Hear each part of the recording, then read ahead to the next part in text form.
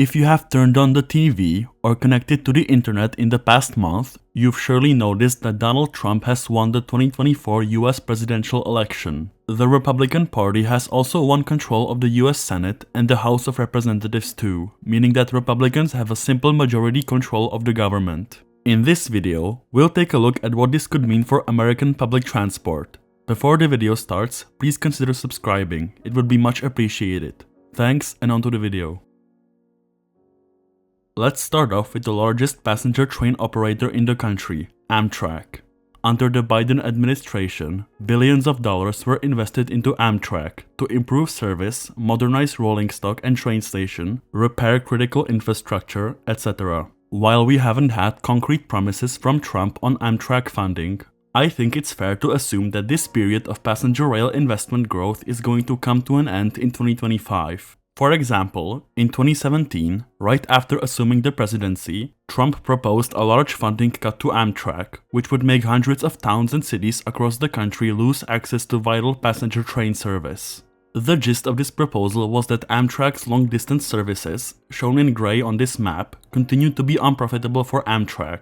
And so, because everything needs to make money for the party of trickle-down economics, they should not receive federal funding. The issues with cutting funding for these unprofitable routes are: 1. Transit doesn't need to be profitable to be viable. For example, my home city of Prague, Czech Republic's public transport system isn't profitable, far from it. However, that doesn't make it bad, quite the opposite. Prague has a world-class public transportation system, in part funded by taxpayers, who mostly agree that public transit is an essential public service, not a business to extract profit. Even the national railway system isn't profitable, but its service is still essential for millions of Czech people. And 2. Many people who ride long-distance Amtrak services rely on them to get around. Many places served by long-distance Amtrak services are rural areas, the residents of which usually don't have high incomes. Because of that, a lot of rural areas don't have many options when it comes to transportation. Cutting service to these areas would effectively isolate them from the rest of the country, leaving them with even less opportunities than they have now. Many regions of the US, especially the Northeast, but also other regions to an extent, are seeing their train ridership numbers consistently grow, proving that passenger rail service is viable in the US, at least in certain regions. Say what you want about Joe Biden, but one thing he did well was supporting passenger rail across the US. Under the Biden administration, tens of billions of dollars were pumped into passenger rail and railway infrastructure, noticeably improving service. Time will tell how that will go under the incoming second Trump administration, but seeing that these two clowns are heading the so-called Department of Government Efficiency, which has already spoken up against California high-speed rail, I'm not holding out hope. Amtrak isn't the only thing that will most likely face cuts when President-elect Trump takes office. Next up,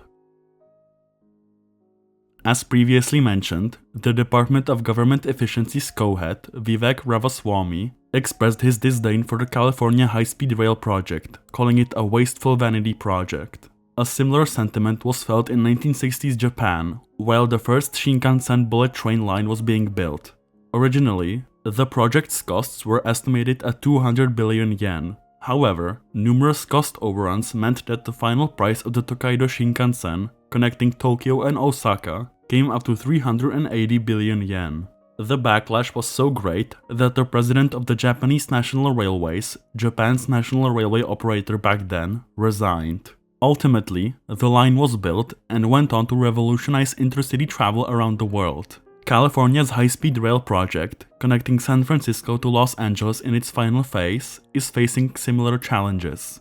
It has had multiple delays, cost overruns, etc. However, in my opinion, even through all its delays and cost overruns, it needs to be built. It would provide much-needed relief for the I-5 interstate highway, the busiest highway in the country. It would provide much-needed cleaner air by taking cars off the road, provide loads of new jobs, and more. While California high-speed rail is the largest and most visible high-speed rail project in the US, it isn't the only one. There's also Brightline West, connecting Southern California to Las Vegas, Nevada, Texas Central, connecting Dallas to Houston, and more. All of these get at least some of their funding from the federal government, and so they are prime targets for the Department of Government Efficiency's budget cuts. However, high-speed rail projects aren't the only ones under threat. The vast majority of city public transport systems in the US get at least some of their funding from the federal government. In the vast majority of US counties, most people get to work by driving a personal car alone. With this data, and the dogma of we need to cut big government, plus considering the fact that one of the heads of the Department of Government Efficiency literally runs a fucking car company, I wouldn't be surprised if funding for public transport was cut under the incoming Trump administration. I sincerely hope that public transportation is left alone, because lots of people, especially more vulnerable people, like children, the elderly, and the poor, rely on public transportation for mobility.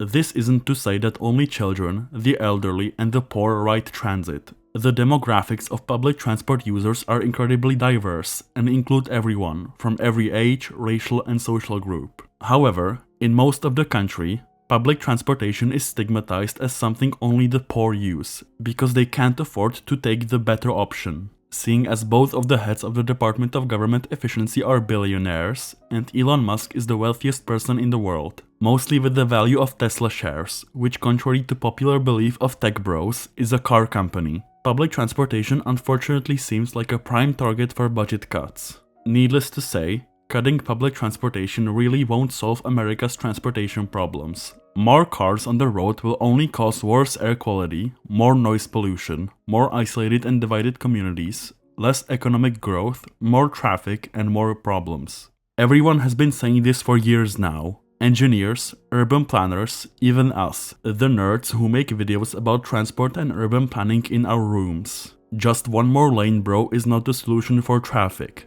Period. In conclusion, I sincerely hope that American public transport will continue its slow but steady growth, even through the incoming second Trump administration, and the so-called Department of Government Efficiency coming in. Hey, so real talk, sorry for not making videos in the past few weeks. Truth be told, I am absolutely getting my ass kicked by college, both mentally and studies-wise. I have never planned and don't plan to give up on this channel, although the uploads may become a bit more intermittent than before. I'll still do my best to make cool, interesting videos for you guys. After all, I love doing this. Thanks for sticking with me. I will make the wait worth it. Thanks to Monday's Last Brain Cell and Arrow Martian for supporting the channel with the top membership tier. Enjoy the bloopers. This has been Shramley and I'll see you next time. Bye! Say what you want about Joe Biden, but one thing he did well was supporting passenger... Bro! It would provide much needed relief for the vast majority of city public transport systems in the US get speaking hard. Seeing as both of the heads of the Department of Government Efficiency are billionaires, and Elon Musk is the world... Elon Musk is fucking cursing me, bruh.